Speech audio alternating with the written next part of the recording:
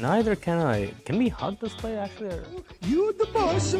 Mamma mia, mangiare qui. Classic animation, but I'm sure that it still resonates with children today. With your loved one. Exactly at the scene in The Lady and the Tramp film at Tony's restaurant. I feel like Lady and the Tramp kind of inspired many different Hollywood films to go with the same idea. And there we go.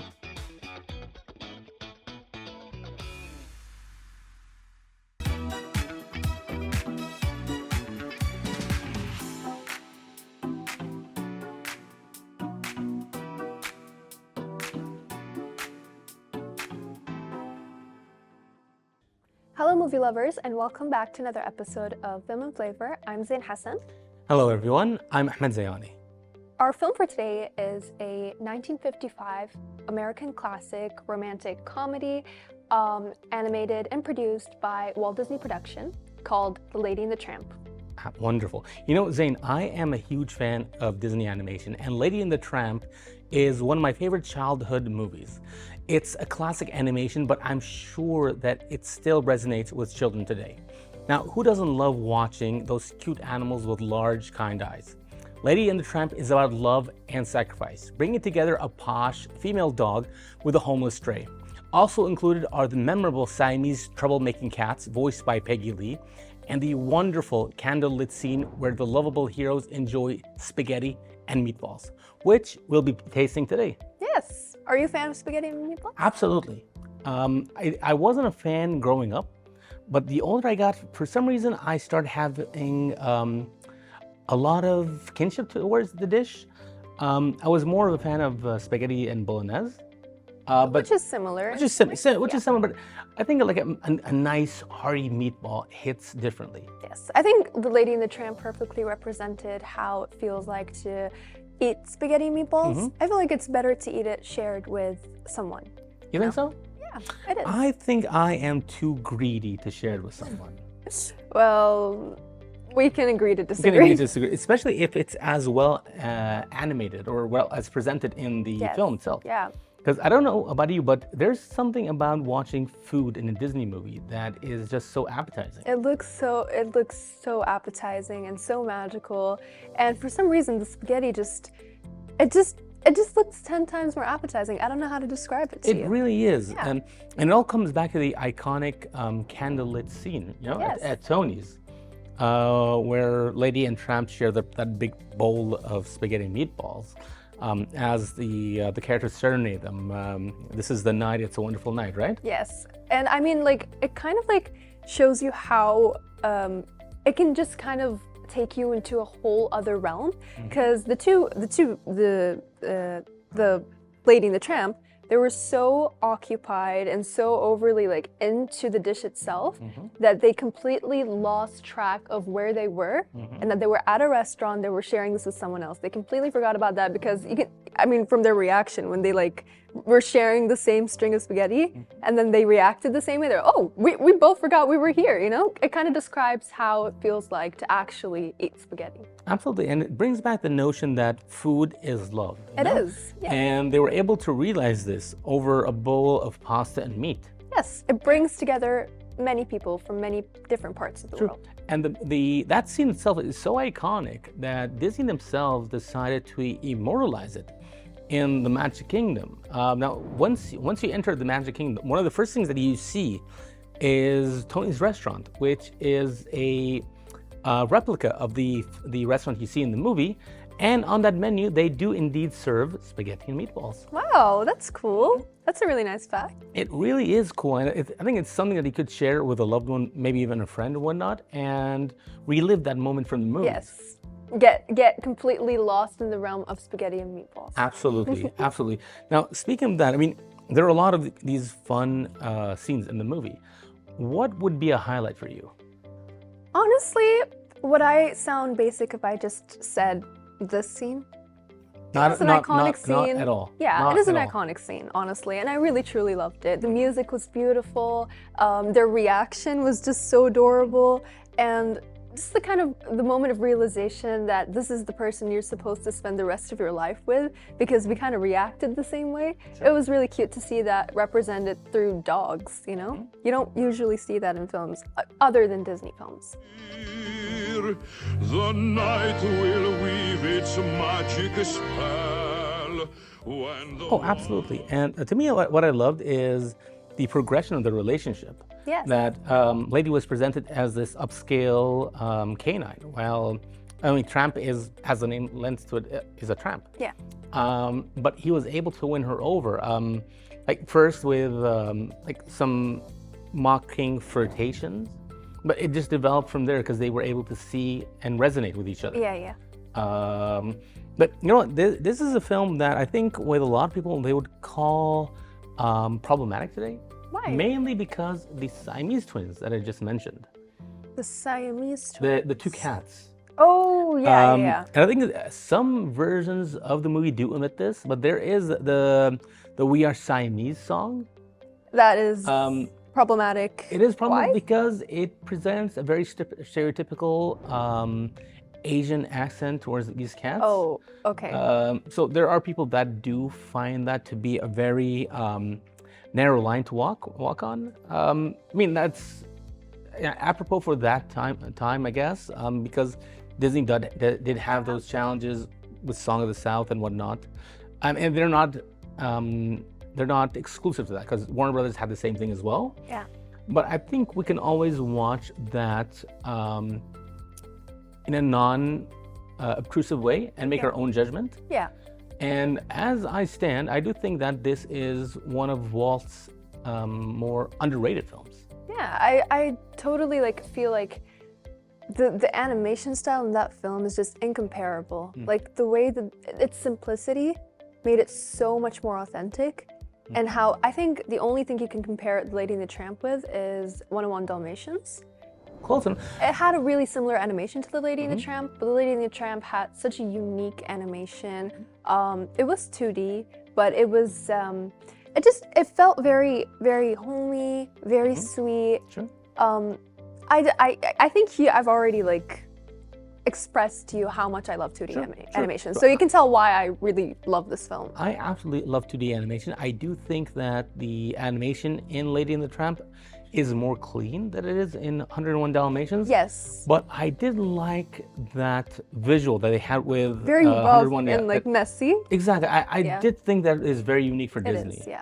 And it was one of those things that they were somehow able to carry on into the sequel, 102 Dalmatians. Yeah, yeah. Which I do think is a bit underrated as it is. There were also a live action one. There were 3 actually. Yeah. 3. So, yeah, I mean, just the whole point of The Lady and the Tramp is to just kind of show you or represent to you that even dogs are able to feel the love that people can have towards food and how it brings people together from all different walks of life, you know, whether you're a rat, whether you're a dog, whether you're an actual human being, food can bring pretty much anyone together. Absolutely. So, yeah. Absolutely. It's for you, darling. Merry Christmas. Oh, Jim, dear. It's the one I was admiring, isn't it? Trimmed with ribbons? Well, it has a ribbon. Oh, how sweet. You like her, darling? I grew up watching this film, and I consider it a wonderful film for both children and adults to watch. While many of Disney's recent films are aimed at children, this movie was made at a time where adults were primarily the target audience. Therefore, this movie lacked the kiddie humor and tells a story of genuine emotion and compassion. The love story between 2 non-human characters removes the bias that we automatically impose upon human characters, and I feel like very few films can live up to the quality of this one. You know, the writers, actors, and animators, together with Disney magic, captured the unique and limitless variety of personalities that exist in the canine world. This film takes those wonderful canine characters and shows the world from their perspective. The adorable footage of Lady as a puppy reminds me of the behavior of my own hounds when they were pups. The beautiful Park Avenue setting, lady growing up and falls in love with happy-go-lucky vagabond tramp. And a dog-hating aunt, a baby, some cats, some rats, and the adventure is complete. The songs sung from the dog pound together with those sung by the wicked Siamese cats are the most purely fun of any Disney animation.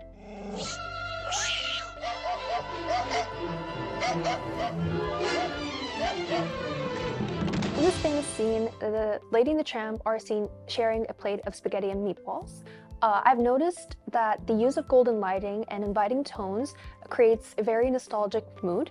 The lighting also emphasizes the contrast in comparison, the Tony restaurant in comparison to the outside world, reinforcing the idea that the Lady and the Tramp are in a world entirely of their own, separate from the societal expectations and class divisions that have kept them apart. He's not my dog. Oh, he's not, eh? Go in. Get down. Go on, then. Why, certainly not, officer. I suppose you'll be telling me next it was the dog that was whistling, eh? I'm certain I don't know. Oh. The filmmakers used close-up shot of Lady and the Tramp's faces, focusing on their expressions as they gaze into each other. The framing creates a sense of intimacy, allowing the audience to feel to be part of the tender moment. The camera also often cuts between their faces and the spaghetti plate, drawing attention to their growing connection. Now, during the early 1950s, Disney was making some excellent animated features with Alice in Wonderland and Peter Pan. Lady and the Tramp followed those films and proved to be another great film for the studio.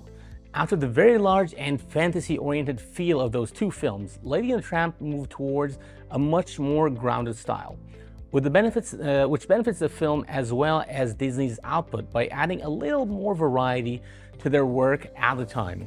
Now, regarding the songs mentioned earlier, the song sung at the lovers' romantic Italian dinner really brings a tear to my eye. Now, first we fix the table. Here's your buns, Tony. Okay, buns. But today, we're not just going to be reminiscing about the scene, we are going to be recreating it with some authentic Italian cooking. And lucky for us, we have the best expert at the job. Let us see how Chef Ali Yosif recreates the iconic dish from the Lady and the Tramp film.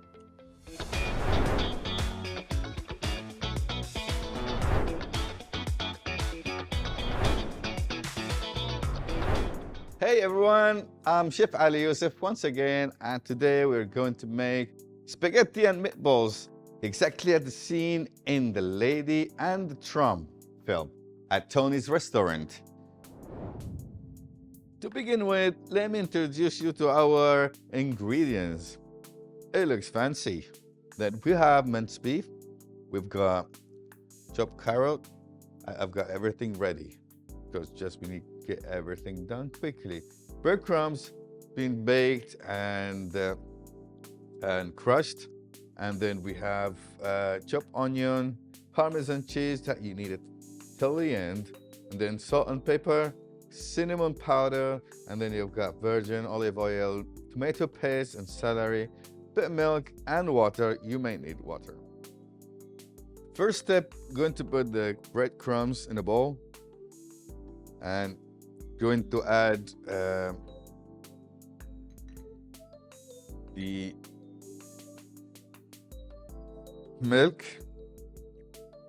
Leave it there for 20 minutes, let's say 10 to 15 minutes.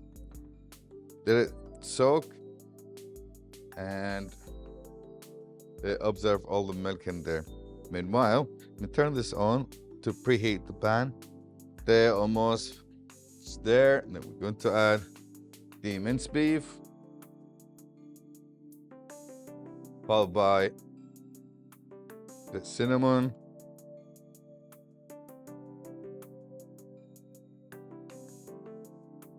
the black pepper, a bit of sea salt. Now we're going to mix everything together by hand. So follow the recipe to get a proper dish. Only a few things you can add optional, which is make sure it won't hurt your the final dish. It's okay if you want to add some spices, like you want to make it spicy, or you want to add some herbs, like coriander, parsley, or thyme, or oregano, whatever makes you happy. But that's not the original recipe. This is the original recipe. Minced beef is ready. Then need to make balls. Or maybe you want measurement. You can use a scale or something, or scooper, so you can get proper sizes. I mean, one size. We'll set it aside. Let me change my gloves, and then we continue. Now we're back. Now we're going to put olive oil to start with. So then we're going to start with onions. Make sure you don't brown everything. You don't need to. Optional, if you want to put garlic, also you can go ahead. Not in the original recipe, once again. Then followed by the carrots, followed by the celery,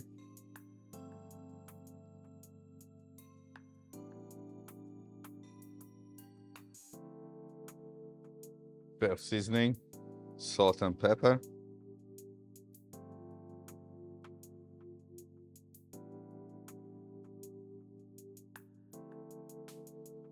now we're going to add the tomato paste. We call it passata.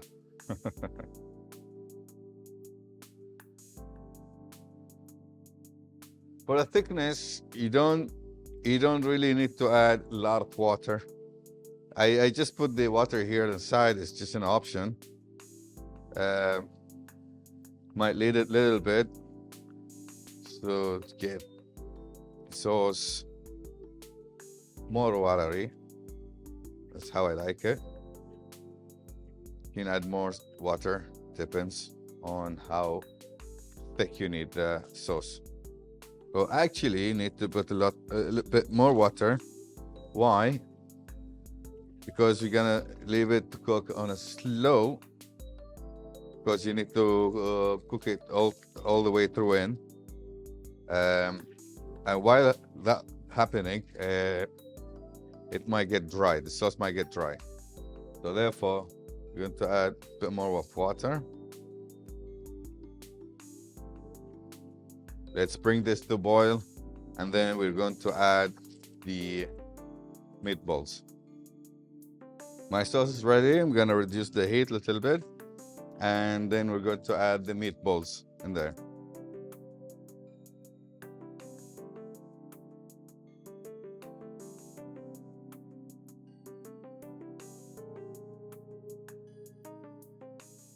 Once again, I'm going to reduce the heat.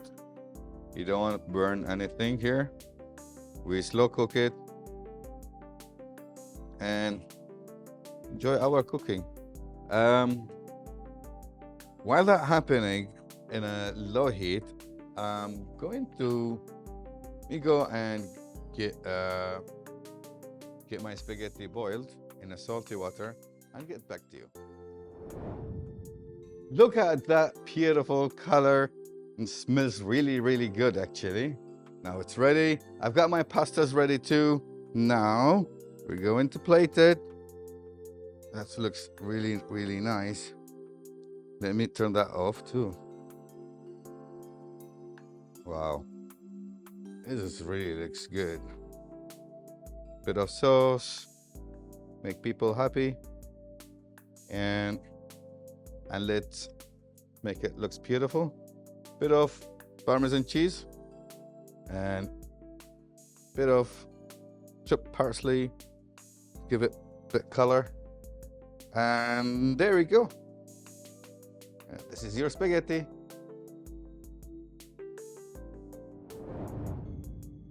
Now you have this amazing dish ready, so simple yet so perfect. So we've got classic plate of spaghetti with big juicy meatballs on top. And only those who watch Lady and Trump will know the secret that makes this spaghetti is that special.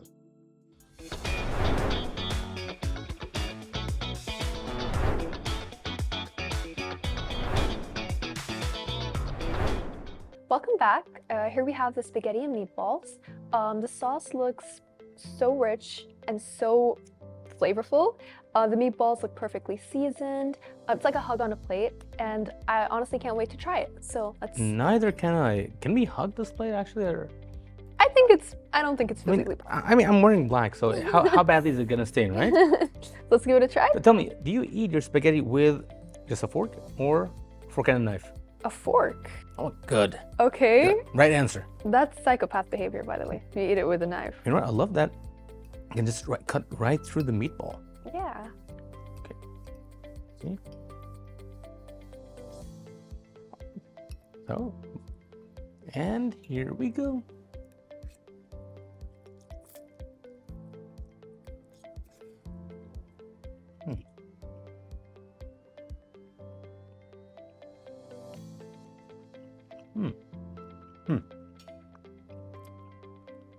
No, I quite like this.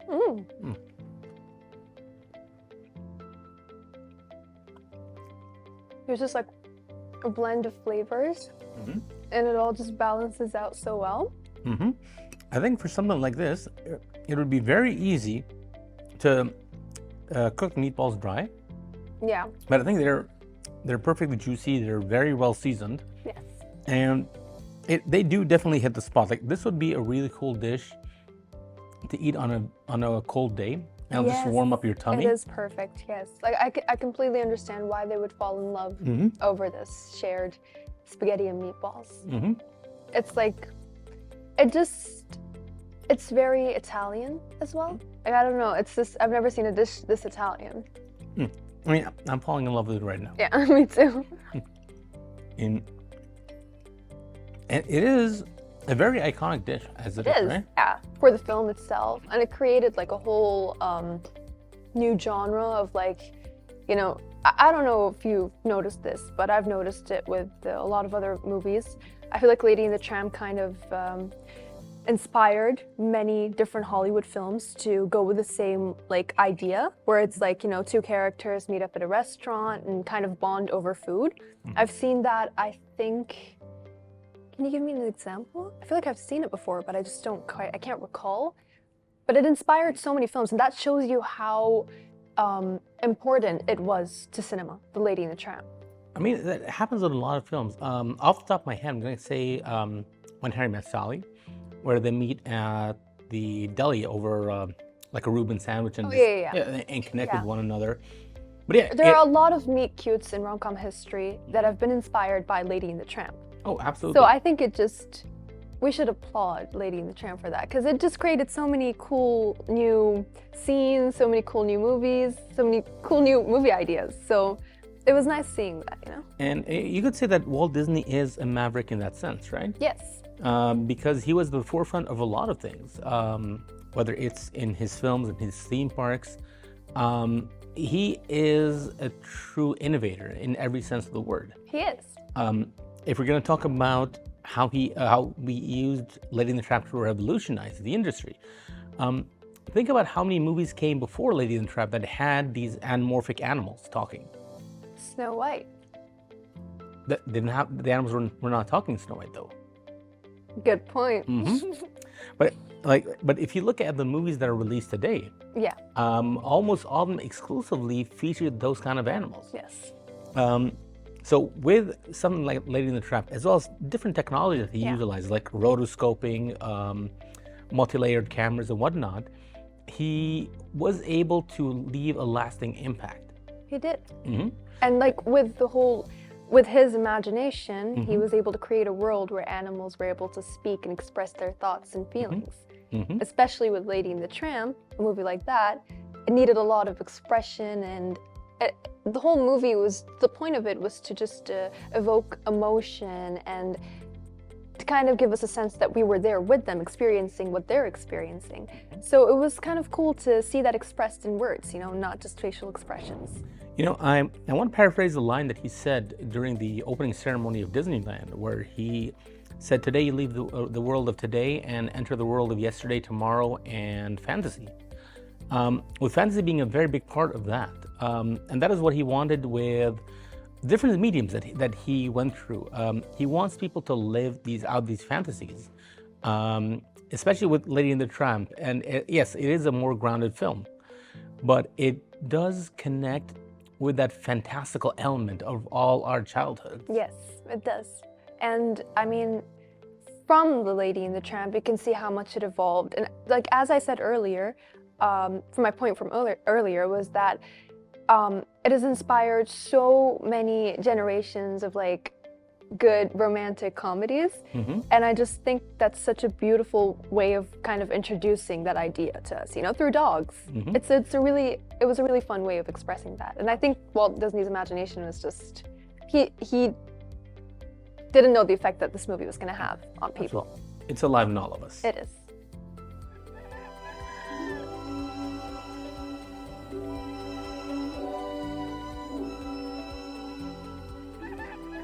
Zain, you brought this up earlier on, but it begs to be repeated, that I can honestly see why Lady and Tramp would fall in love with one another over this beautiful dish of spaghetti and meatballs. Exactly. I mean, the food in this scene is more than just nourishment.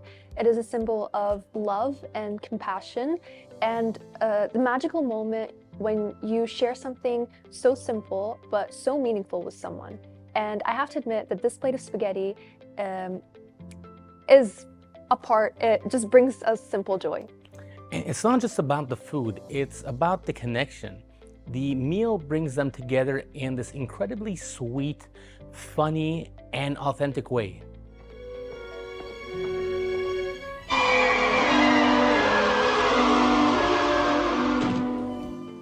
Darling. Like always, thank you, Chef Ali, for creating this wonderful and tasty dish. Yes, absolutely. Thank you, Chef Ali, for this. And film fans, remember, whether you're sharing a meal with a loved one or just enjoying it with good company, there's always magic in a great plate of spaghetti. See you next time with another movie and another dish.